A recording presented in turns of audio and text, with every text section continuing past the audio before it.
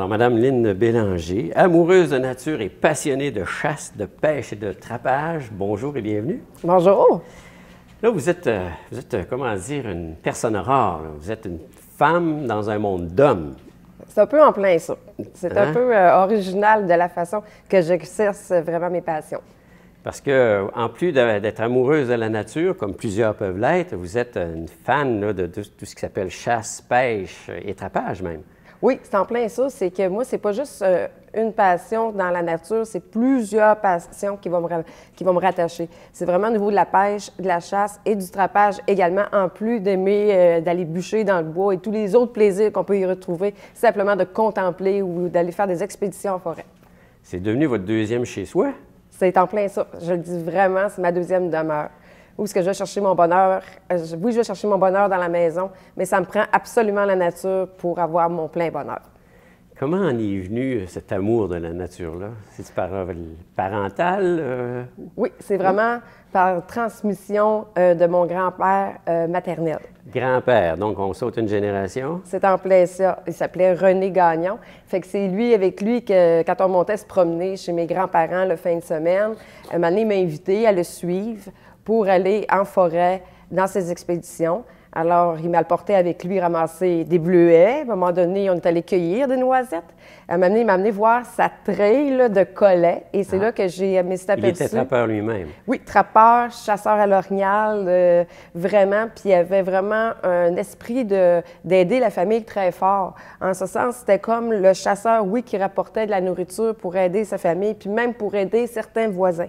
Parce qu'il partageait la nourriture comme l'orignal, mettons, qu'il allait chercher. C'est une façon de nourrir sa famille, là. Oui. Oui. Parce que c'était pas juste le sport pour le sport, là. Il y avait une utilité derrière tout ça. C'est en plein ça. Depuis mon tout jeune âge que je consomme de l'orignal, j'en ai toujours mangé. Je mange aussi du lièvre, mais il faut qu'il soit traité de façon un petit peu spéciale parce que j'aime pas principalement le goût. Des fois, ça goûte le bois beaucoup. Oui, c'est en plein ça. Puis j'adore aussi la perdrix, vraiment. On les met dans les fèves au lard, on les mange en raclette, tout ça. Fait que depuis que je suis jeune, que je consomme les gibiers de forêt. Est-ce que c'est encore très populaire? Parce qu'avant, le monde allait à la chasse au petit gibier qu'on appelait. Là, aujourd'hui, tout le monde parle d'orignal, de chevreuil. Les gros, dans le fond, les gros animaux qu'on y retrouve. Est-ce que la chasse au petit gibier est toujours populaire? Oui, elle a toujours sa place, mais je dirais, comme je dis, on en parle moins. Oui. On dirait que c'est chacun un petit peu fait ses propres affaires, vont chez eux, dans leur forêt, tout ça. Mais il y a une affaire que je m'aperçois aussi avec le temps, c'est qu'on ose moins. Il y a beaucoup de prévention, parce qu'on sait qu'aujourd'hui, les animaux sont très près des maisons. Alors, par le temps, par la société, par la technologie, on va moins dans la forêt, puis il y a beaucoup de prévention. Puis je pense qu'on oublie à quelque part les plaisirs que la forêt, sans parler chasse, sans parler de trapage, mais aller chercher puis se ressourcer en forêt, puis de se servir de son côté créatif. Je trouve que les enfants aujourd'hui, c'est ça qui manque, le côté créatif, que je m'en vais dans la forêt puis que je crée des choses avec des éléments de la nature, parce que c'est vraiment par là, en manipulant, en touchant, en essayant toutes sortes de choses qu'on va développer le côté créatif. Parce que votre métier de base, vous êtes une éducatrice de garde pour la commission scolaire. Oui. Alors, vous êtes en contact avec les enfants. C'est votre perception que vous avez, les enfants n'ont pas le contact avec la nature? Oui, bien c'est ça, parce que en jasant avec les enfants, je me suis aperçue que beaucoup d'entre eux connaissent très peu de la forêt, puis que je trouve que c'est des belles richesses. Puis c'est un peu comme ça, c'est parce que c'est le temps qui manque, parce que ça prend quand même un certain temps. Tu sais, comme moi, je vais beaucoup dans la forêt. Moi, c'est sûr que je vais tout le temps dans la forêt, mais je pense qu'il manque un petit minimum. Fait que ces si on vous cherche, on ne vous trouve pas, elle est en forêt. Ah, bien, c'est sûr que oui. Moi, c'est la forêt. C'est sûr que je suis pratiquement toujours dans la forêt parce que j'exerce beaucoup. Mais j'aime le monde, j'adore le monde, puis j'aime quand même me retrouver en ville. Mais si vous me faites choisir entre les deux, c'est sûr que ça va être la campagne, mais ça va être encore plus la forêt. Si on était un enfant urbain, on peut comprendre que l'appel de la nature est moins important parce qu'il n'y a pas cet environnement-là. Mais ici, pour les jeunes de la région, vous voyez ce même genre de problème? Ils ne sont pas nécessairement appelés par la nature? Non, mais premièrement, il faut qu'ils soient amenés. Il faut que ça soit connu. Sensibilisé par le fait même. Tu sais, je veux dire, ils peuvent pas, si, mettons, ils ont des familles où ils vont très peu, bien, nécessairement, ils n'auront pas ces connaissances-là. Tandis que moi, c'est sûr que j'ai la chance, puis que mes enfants ont, c'est qu'ils savent pratiquement tout de la nature parce que je les ai remontrés. Puis c'est tellement une belle richesse, puis je sens tellement bien fait que je me suis donné comme mission vraiment de l'apporter ça aux enfants, puis à ceux qui n'ont pas la chance de manipuler, de voir, de constater, puis tous les petits animaux aussi qui y habitent. Fait que les enfants sont très impressionnés. Les yeux leur brillent quand je leur en parle, quand je leur raconte qu'est-ce qui se passe, quand je leur montre, parce que j'ai toujours des outils visuels quand je fais des ateliers. Fait que de voir les films, qu'est-ce que je fais moi avec les animaux? Qu'est-ce que je fais moi pour les approcher, les animaux? Toutes les techniques d'approche, puis chaque caractéristique de chaque petite bête de la forêt. C'est quoi une belette? On ne sait même pas c'est quoi. Qu'est-ce que c'est un vison, à part l'écureuil qui est plus connu. Fourrure, ce genre de choses-là, c'est l'image que l'on en a. C'est ça, oui. Fait que c'est tout ce côté-là, tout voir le stock que j'ai en main, toutes les petites potions que j'ai pour aller les attirer, parce qu'il y a des potions qu'on appelle des drogues. On sait que, j'explique aux enfants, c'est pas des drogues humaines. On appelle ça des drogues parce que c'est vraiment des choses qui vont attirer. Comme vous avez un aliment qui vous attire à l'odeur et au goût, bien, c'est comme ça aussi qu'on l'utilise aussi dans la forêt. Dites-moi, il y a une belle, comment dire, on reconnaît votre talent, là, parce qu'effectivement, la revue Sentier Chasse et Pêche vient de faire un article dans le mois de février sur vous, là. Ça, c'est un grand rêve, je vous dirais. Parce que depuis que je suis haute comme 3 pommes, là, regarde, mon père, il achetait les revues, puis je suis tombée vraiment en amour, justement. Ça l'a aidé à poursuivre avec ce que mon grand-père m'a transmis, parce que mon père aussi, malheureusement, mon mentor dans le domaine de la chasse, de la pêche et de la vie, il vient de décéder malheureusement le 4 février. Okay. C'est très difficile, c'est une grande douleur, mais je pense que mon père, il a eu le temps de voir la revue, puis il me dit « Continue ». C'est lui qui m'a toujours encouragé dans mes rêves. Puis il dit « Continue, tu as plein de choses à raconter, tu as plein de choses à apprendre ». Fait que c'est pour ça que je me propulse. Vu que moi, je regardais la revue quand j'étais jeune, pour l'avoir feuilletée et feuilletée, puis j'ai la collection chez nous depuis des années, je les relis d'ailleurs, puis de là de m'apercevoir que c'est quelque chose. On parle de 468 000 copies d'exemplaires que Lynn Bélanger, la petite fille de Charlevoix, est rendue là. J'ai de la misère à le croire encore moi-même, parce qu'il y a plein de projets qui s'en viennent pour moi.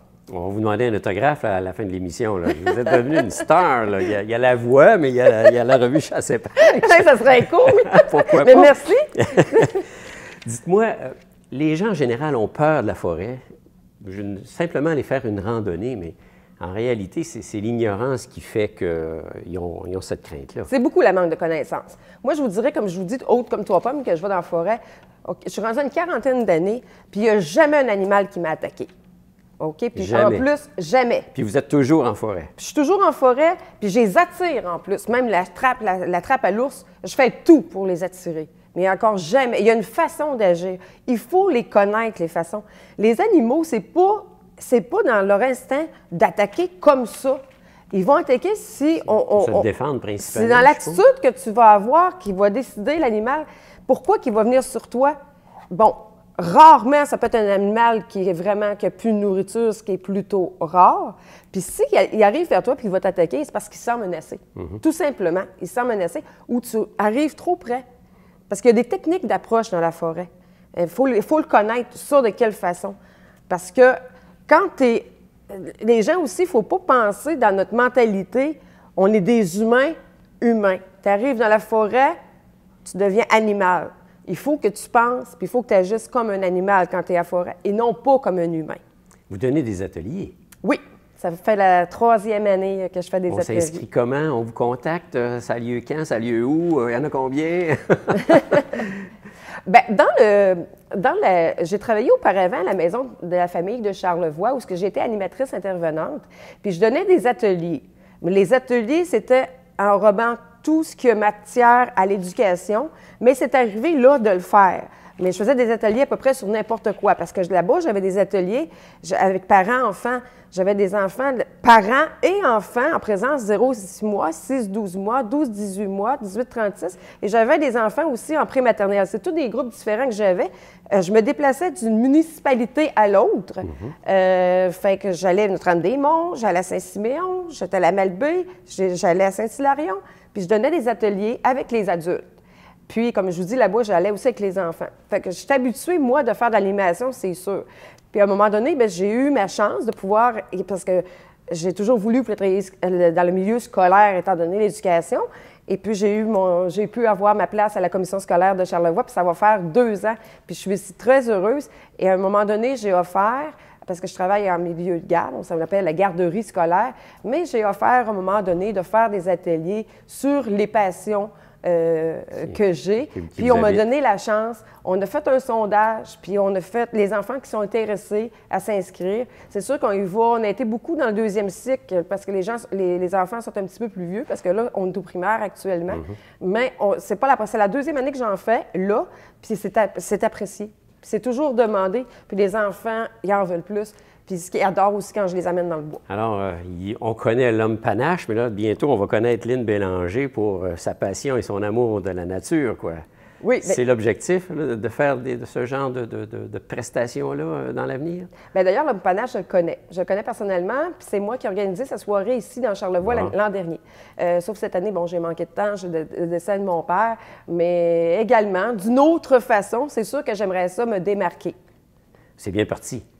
Bien, là, je trouve que oui, tout m'arrive en même temps, autant de douleur qu'autant d'excitation d'un autre côté. C'est rare qu'on a juste un élément. Il faut balancer, comme on dit, mais l'important, c'est de le vivre pleinement, tout ce qu'on a à vivre. C'est en plein ça. Il faut battre le fer quand c'est chaud, hein, selon une expression typiquement charlevoisienne.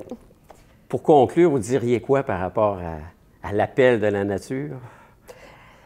J'invite les gens. J'invite les gens à aller en forêt, prendre du temps en famille, puis d'aller, puis de ne pas avoir peur. Il s'agit juste de s'informer. C'est sûr que moi, là, je suis dans le primaire. Je vais faire application pour donner aussi ça au secondaire, aux adolescents. Puis je vais y aller aussi au niveau des adultes, quitte à me déplacer, d'aller de région en région. Puis moi, le type de soirée que j'aimerais donner, oui, il y aurait une forme d'humour, mais je touche les 3 éléments, soit la chasse, le trapage et la pêche, les 3 seraient intégrés. Fait que je vous dis, j'aimerais ça me déplacer en région. J'aimerais écrire des chroniques aussi pour certaines revues, que ce soit émissions de télévision, tout ça. Fait que j'attends tous les offres qu'on peut m'offrir. Je suis collaboratrice pour le Sentier Chasse et Pêche Web depuis le mois de juillet l'an dernier. Et je suis tombée pro-staff pour la compagnie Boc Expert, la première femme pro-staff d'après la femme du fondateur. Ça aussi, depuis le mois d'août l'année passée, on sait que les produits Boc Expert, c'est une grande marque de produits très reconnus qu'on vend d'ailleurs dans Charlevoix. Et je me déplace aussi dans les salons de chasse et pêche, justement pour rencontrer davantage les gens, à venir me voir, à venir aller sur mon site aussi, parce que j'ai mon site public sur Internet. Qui s'appelle? Lynne Bélanger, L-Y-N-E, Bélanger. Puis on me voit bien en camouflage, c'est marqué personnage public. Actuellement, je suis rendue à 980 personnes qui me suivent et j'aime agrandir, je veux l'agrandir encore plus parce que par mon site... Ça va sûrement arriver très bientôt, là, avec toute la visibilité que vous avez, là, on est convaincu que ça va arriver. Parce que par mon site, justement, on est capable d'aller voir de mes vidéos, de mes bloopers, comme la fille qui se pogne dans son colère nord accidentellement et ainsi de suite. On peut voir de tout, là, que ce soit des photos, des films, depuis mon commencement. Fait que j'invite les gens à aller voir sur ça qui veulent me suivre. Oui, c'est bien animé. Ah, merci de votre visite. On vous sent passionné et ça ne date pas d'aujourd'hui parce que ce n'est pas quelque chose qui s'improvise. Alors, merci de votre visite puis bon succès et on aura sûrement l'occasion de se revoir très bientôt. Bien, merci beaucoup, ça m'a fait plaisir. Merci. Bonjour.